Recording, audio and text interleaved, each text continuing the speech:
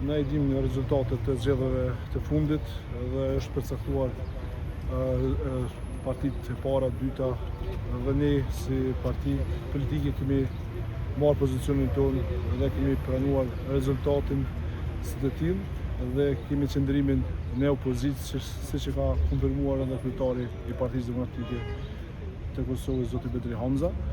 Përgjegjësia kryesore mbetet vetëvendosjes, por bazë zhvillimeve po shihet qartë që nuk e merr me seriozitet edhe kësaj radhe Kurti si kryetari I vetëvendosjes përgjegjësinë çfarë I takon si parti e parë.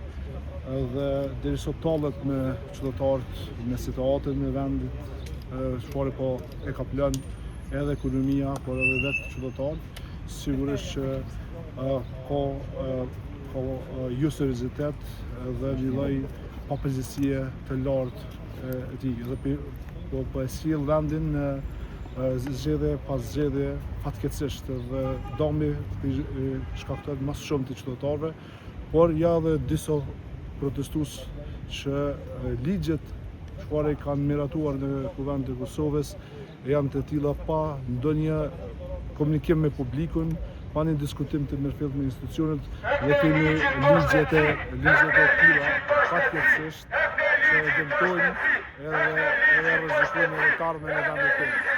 Ne kemi po edhe zhvillimet që kanë ndodhur në Lipjan, që kanë ndodhur drejt rradhjet e qytetarëve, ku kanë marrë disa paramilitarë të veshur në ushtrinë serbe, që kanë shkaktuar edhe vrasje edhe masakra, ku fatkeqësisht një veteran I luftës I çdo edhe një herë mi mbrojt dinjitetin e ligjit. Në shembull sot ministrat në detyrë vijnë këtu në cilësinë edhe të deputetit.